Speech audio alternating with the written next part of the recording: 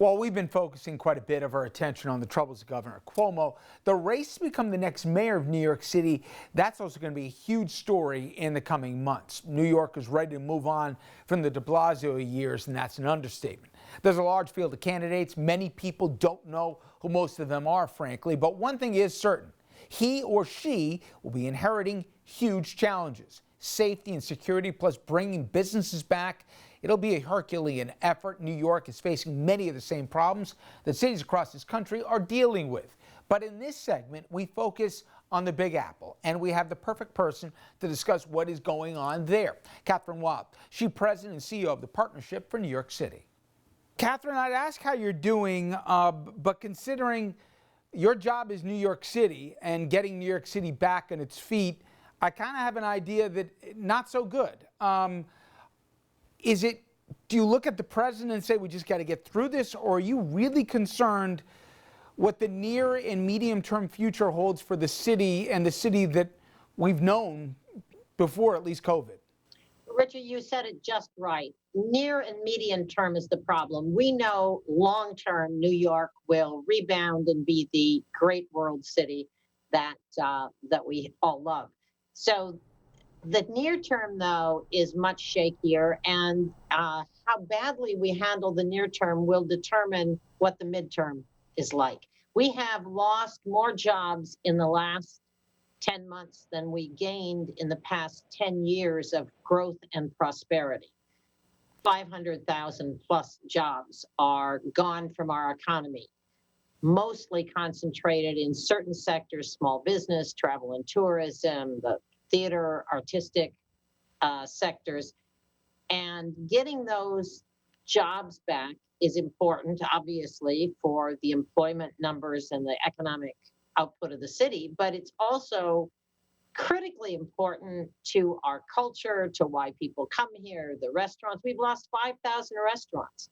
So we've got a lot of damage, and how we respond in terms of public policy, leadership, support from the federal government is going to dictate how deep and how long people are going to have to suffer and what the city's going to go through over the next decade. And for folks who are watching this outside of New York, this may not resonate, maybe it does, but the amount of people that never thought they could work remotely but have figured it out,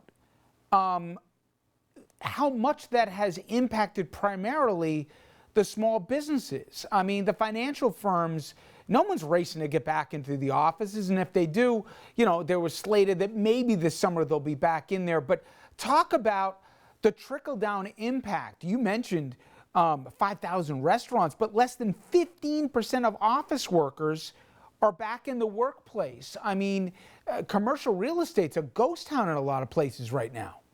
Well, again, New York is a city of 5 boroughs. And ironically, our most productive, richest borough, Manhattan, is the one that has suffered the most, because that's where the remote capacity has just taken the people out of the city. There is not foot traffic. There aren't commuters coming in on the subways and the railroads. So the MTA, our transportation systems, have lost their revenues, lost their constituency. The small businesses in Manhattan pay enormous rents, really have not been able to pay those rents because they haven't had any revenues without the folks coming into the office.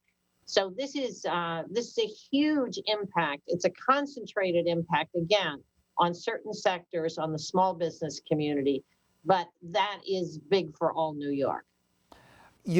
Listen, I saw Peggy Noonan's piece, and usually Peggy Noonan and I were not confused for one another, but I thought she was way more right than she was wrong. The conclusion that the old New York won't come back, I don't think she's right, but I'm worried maybe it's just because I don't want her to be right. I mean, I got teenage kids, and we were talking. I said, listen, well, you're going to go work in New York City. You're going to go live in New York City. It's a rite of passage for anyone who grew around here. And one of them turned to me like, you sure? Really? And I was like incredulous. But do we take givens, Kathryn, you and I, about what the city is and has been for so long that maybe we got to rethink the metric as much as we don't want to? Well, I and Peggy perhaps are old enough to have lived through New York from the 60s to the 70s to the 80s.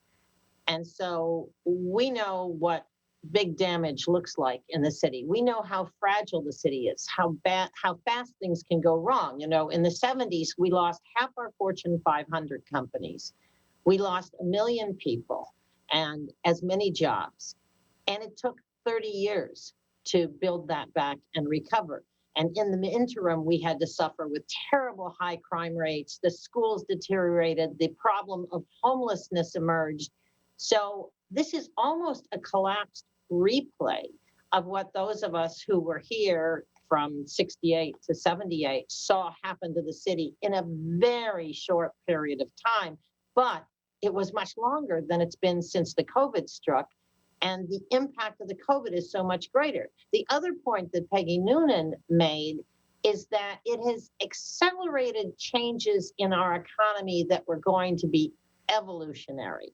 Whether it's remote work, because people want more flexibility in their lives, more work-life balance, or whether it is the triumph of technology in education, in the workplace, where we've digitized the economy and gone instantly from brick and mortar shopping in the stores to online. All of that has happened very quickly. Well, I do know there's a couple things that have to happen and I know I was shocked by your number that you've had 300,000 residents of high-income neighborhoods that have had change of address forms. And I'll be honest, before I saw that number, I thought there was a lot of hyperbole about people fleeing Manhattan. I said, okay, once the world reopens, they're going to come all back. Maybe not. And the mayor, and I know some of my progressive friends are going to like this idea of demonizing the wealthy when they're going to subsidize a lot of this is ass backwards. So how do you do both? How do you obviously get the crime rate down to where to a safer city, entice the wealthy to say, while probably having to increase taxes at least marginally on that population? I don't see the leadership out of Gracie Mansion to do that.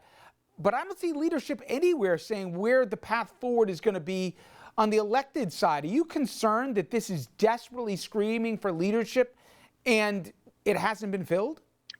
Well, we have seen real leadership from the White House, from Senator Schumer. He has worked with the Biden administration to create a stimulus package, which hopefully will pass the Senate in the next couple of weeks. That stimulus package is going to really help our recovery. New York City was hit first and hardest by the pandemic, and we're going to see a big investment in our stages, in our restaurants, in our small business. That's going to be critical to our recovery.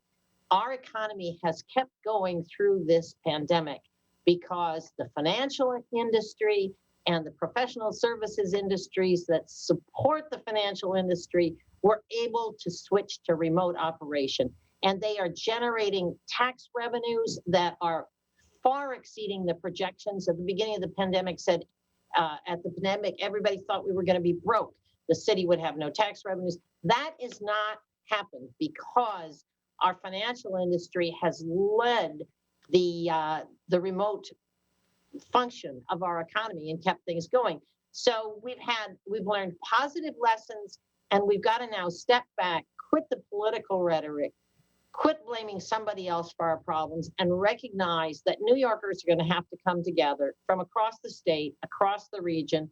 We're going to have to come together with practical plans. Yeah, I wondered, some of the loudest voices who wanted to make sure Amazon didn't come to New York, where are they right now? So you've got a lot ahead of you. Hopefully, at least we begin to reopen this summer maybe. But how it reopens, as they say, the jury's still out on. Kathryn, as always, I appreciate a few minutes. Thank you so much. Thank you. All right, folks, we're going to take a quick break. When we come back, we'll have the very latest on COVID, and we have some, at least to this point here, some hopeful news here. Not out of the woods yet, but still some positive news on the forefront. More on that after this.